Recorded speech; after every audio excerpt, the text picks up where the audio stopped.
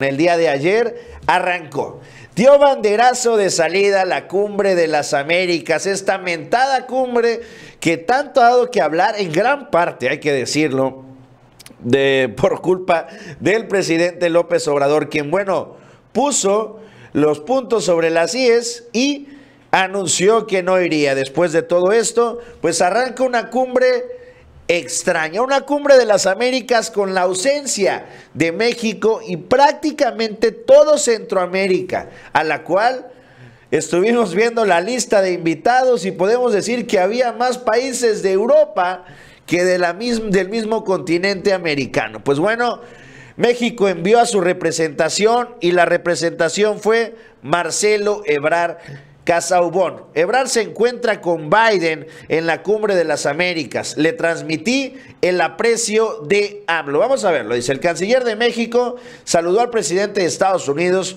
Joe Biden, y su esposa Jill Tracy.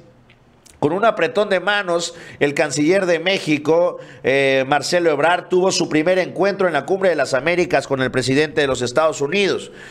El momento fue compartido por el ministro mexicano, quien se encuentra en la reunión en representación del presidente López Obrador. Aseguró en el Twitter: tuve el honor de saludar al presidente Biden y a su encantadora esposa Jill, amigos de México. Les transmití el aprecio del presidente López Obrador y de su esposa, la doctora Beatriz Gutiérrez, así como el afecto del pueblo mexicano, escribió a través de su cuenta de Twitter Marcelo Ebrard. Vamos a ver cómo fue recibido el canciller Marcelo Ebrard allá por Joe Biden y su esposa. Vamos a ver.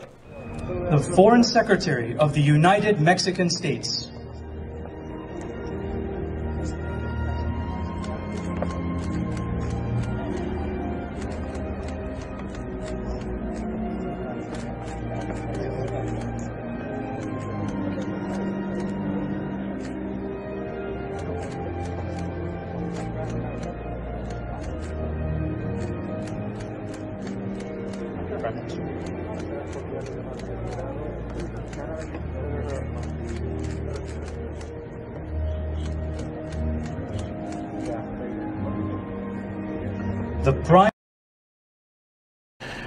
Pues muy cordial, muy ameno, todo muy bonito, pero no se esperaba Joe Biden que al arranque, que al inicio de la Cumbre de las Américas, al tocar el momento del discurso de México en voz de Marcelo Ebrard, pues le terminó dando un guayabazo seco, como le decimos aquí en mi tierra. Vamos a escuchar lo que dijo Marcelo Ebrard, porque acusó y dijo lo que todos queríamos que dijera: calificar como un grave error no solo la invitación de los países europeos, sino sobre todo el que se excluyan a países de América. Vamos a ver lo que dijo Marcelo Ebrard.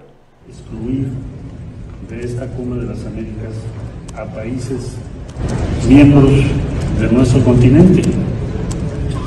El propio logo de esta Cumbre de las Américas así lo reconoce. Ahí está Cuba, está Venezuela, está Nicaragua.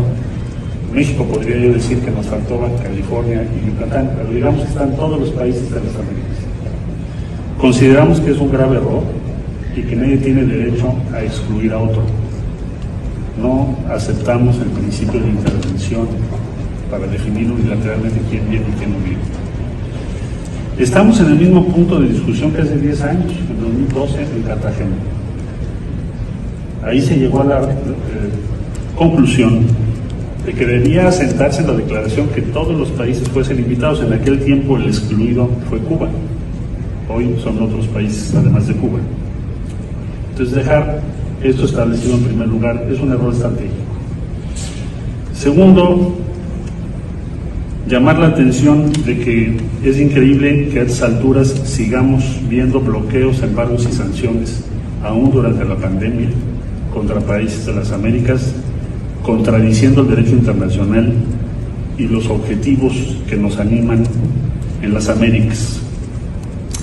Compartirles también la reflexión de que desde nuestro punto de vista, por la nueva realidad geopolítica que estamos viviendo con la guerra en Europa, la nueva competencia económica que estamos viviendo, en donde va a haber el surgimiento de nuevas tendencias regionales, todo aconsejaría cambiar a entrar a una nueva era en las relaciones de los países de las Américas, en buscar una unión verdadera y genuina en beneficio de todas y de todos.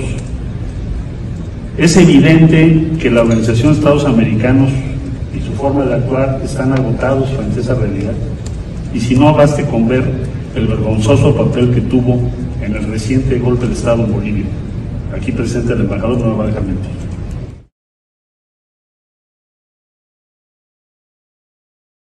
Bueno, pues ahí está parte de lo que expuso el canciller Marcelo Ebrard, quien, bueno, hay que destacar previo a este arranque. Ahorita vamos a escuchar la segunda parte del discurso de Marcelo, pero hay que destacar también esto que se está viviendo a las afueras de la Cumbre de las Américas. Y es que el día de hoy es tendencia, a ver si puedes poner el video que me acabas de enseñar, pero solo las imágenes. Y es que se han registrado desde el día de ayer, lo veíamos que lo publicaba Nacho en el Ganso Informativo, el cómo habían encarado incluso a Almagro y a diferentes más, de diferentes representantes y asistentes a esta Cumbre de las Américas. Y es que esto ha sido de manera reiterada también. Ahí está, a ver, ponlo si quieres un poquito donde se vea como que no se vea la acción. Ahí está una señorita de verde, ahí la tenemos, está protestando a la llegada de la comitiva de la Cumbre de las Américas.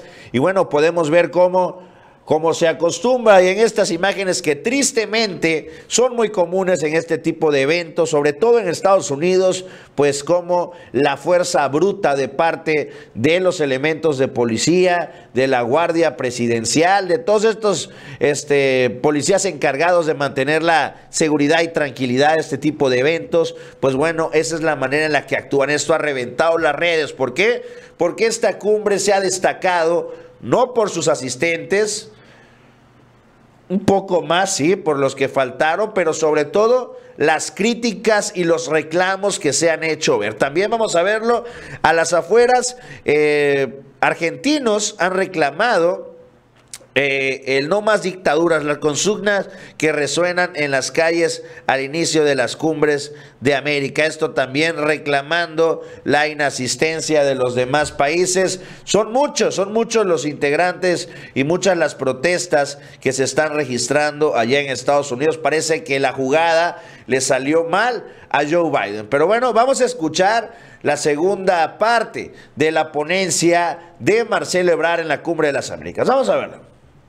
Por la nueva realidad, la propuesta que México desea hacer y someter a ustedes es que conformemos un grupo de trabajo que presente el proyecto de refundación del orden interamericano. Porque si llevamos 10 años discutiendo lo mismo, es que no lo hemos resuelto.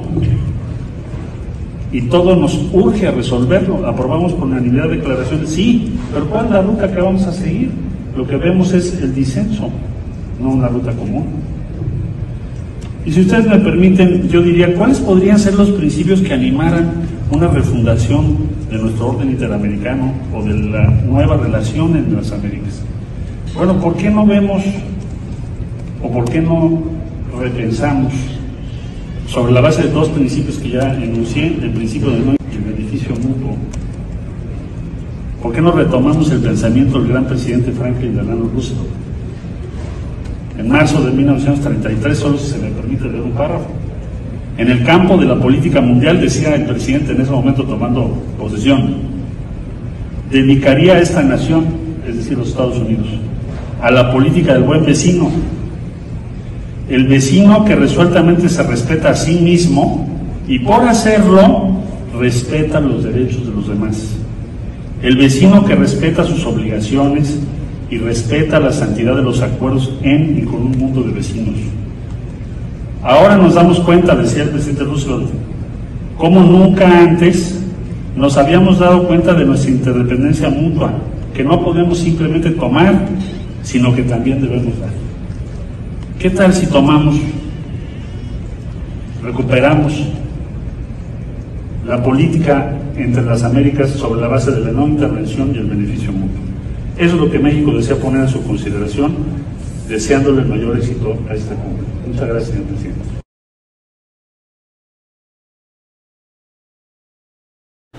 Pues ahí está la ponencia de parte del canciller Marcelo Ebrard. Creo que es un llamado fuerte y recalcitrante ahí a la administración de Joe Biden. Incluso hoy el mismo presidente Andrés Manuel López Obrador habló sobre el tema que ya se había hablado y creo que no se le dio real importancia, por lo menos de parte del gobierno americano.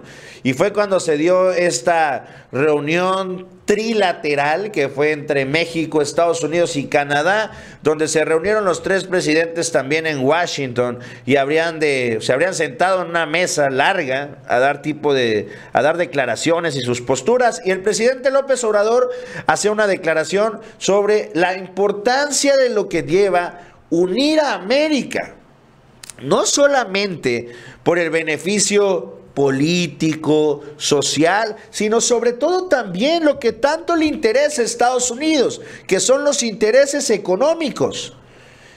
Hemos visto el crecimiento brutal, abrumador de China a nivel mundial, el cómo pasó de ser una economía, pues sí, en crecimiento, a ser prácticamente la potencia más grande del mundo.